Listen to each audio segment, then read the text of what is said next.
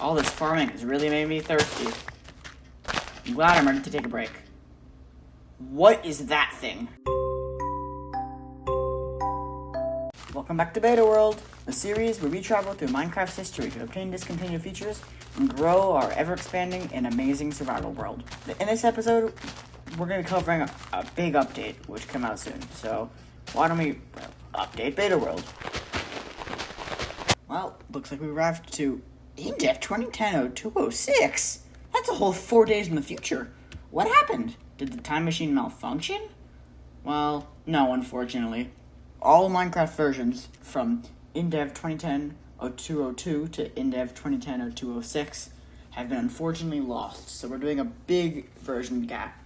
Although most of them are bug fix updates, there are some notable features that we are skipping out on. One big one is that we have officially exited the InDev 0.31 development phase and into just the regular old InDev phase. It doesn't mean too much besides the naming schemes, but it is noted up in the upper left corner. Along with an updated debug screen, which is too confusing for me to explain. All the key points from last episode are still there. Bows now once again work, damaging entities. As before, the arrow would simply pass straight through whatever entity was shot by it. Additionally, the inventory screen now shows what I look like. I am a Steve, but also this weird stack of 65 randomly appeared in my inventory in this update. I don't know if I put it there in a past update and forgot about it, but it's here now, and I think I'll be leaving it there. Oh yeah, it's kind of funny that my player model will follow my mouse as I move it around. While we're on the topic of the inventory, some changes have been made to how it works.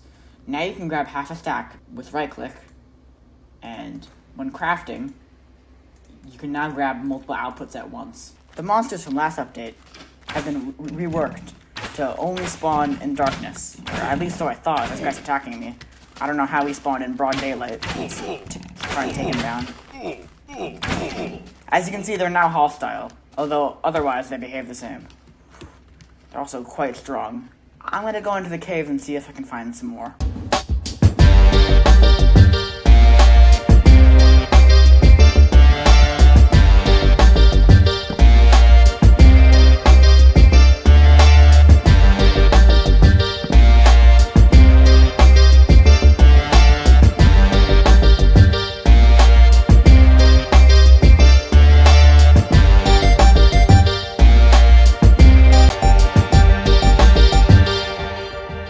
And just by chance, I stumbled upon another surface mob. I ended up giving up on that cave since I couldn't find anything. So, I guess it's lucky that we found another one of our mobs. This is the zombie. He does melee damage to me, and wow, quite a lot of it as well. However, water completely neutralizes him. Letting me take him out, very easy. I've also constructed this huge dirt cube to try and bring the monsters toward me. And on top of all of that, I've used a new feature in this update to try and increase the mob spawns. The difficulty. Here in settings, we can look at the difficulty. There are 4 options. Hard, which I changed it to from the default, which is normal. Hard will increase mob spawns and make them do more damage. Now, normal on the other hand, is normal. It's the default.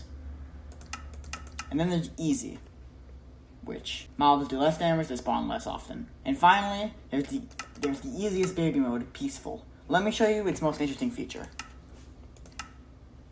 Notice anything? I'm healing naturally. You can't do that otherwise.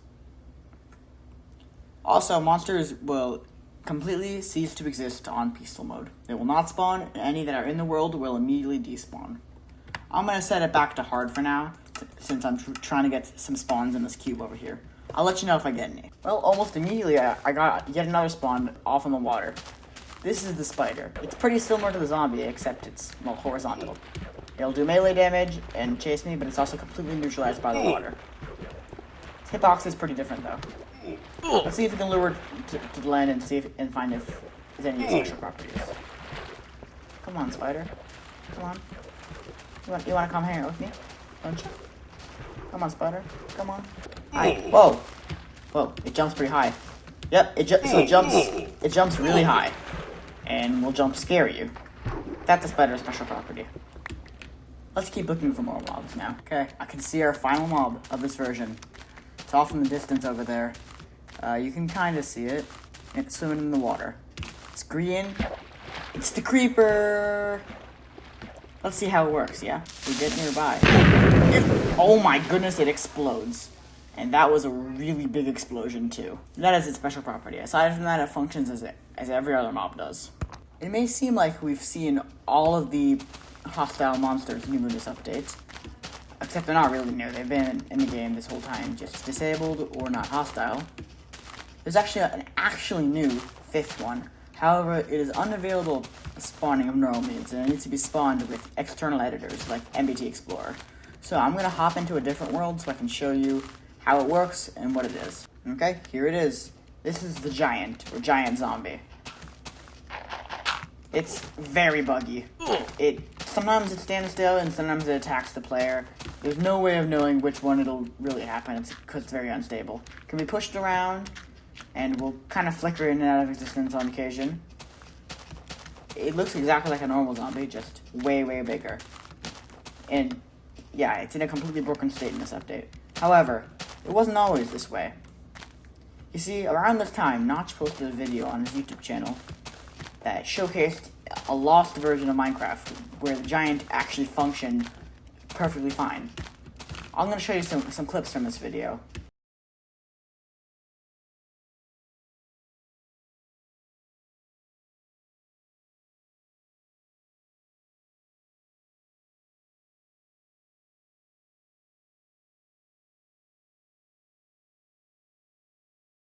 On the other side of new things in this update, a new mechanic or sphere of Minecraft has been introduced. In order to unlock it, we first have to craft a brand new tool. 2 iron, or any material from the other ones, and 2 sticks, arranged in this formation, will give us a hoe. Now, if we come outside and find some grass or dirt, by using the right click on the dirt or grass, we get farmland. If we do this enough times, a seed might pop out. Let me go find some water so I can show you what we can do with this seed. By holding some dirt next to some water and waiting for a little bit,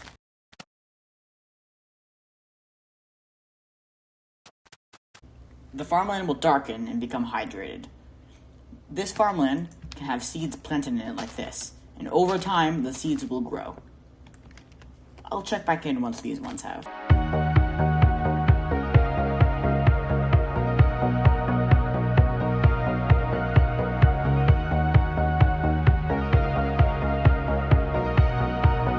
When the crop is fully grown, it looks like this. And when it's harvested, it'll drop wheat. What is wheat used for? Well, I'll have to farm some more to find out. By taking 6 wheat and putting it in a workbench with a pattern like this, or alternatively up here as well, you can get a loaf of bread. And this bread is a brand new food source. So let's see just how much it heals. 2.5 hearts. That's about on par with the apple, but I can actually get more of them. Pretty good. I'll have to be farming more of this stuff. As awesome as the system may seem, farmland still has some issues, mainly stemming from some odd properties of the block.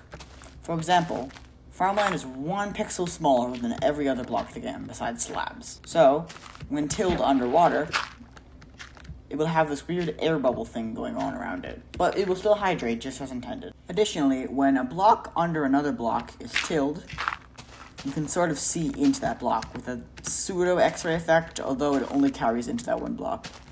However, much more useful than this, if seeds are planted on one of these blocks with the roof covered, the roof block will be deleted, and this does not matter which block it is. And probably most notable of all is the ability for lava to hydrate farmland. You see, the game only checks for a liquid hydrating it, not necessarily water, lava, or their respective spawners. So, if we wait long enough, this plant will actually grow next to the lava.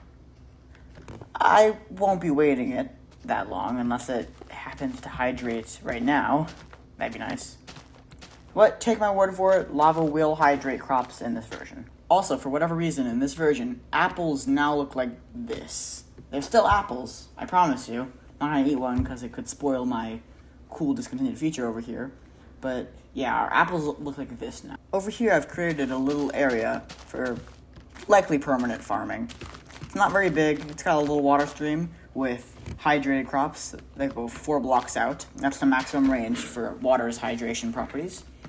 Crops will grow here, and eventually I'll have enough seeds to plant everything in, since sometimes they drop 2 seeds.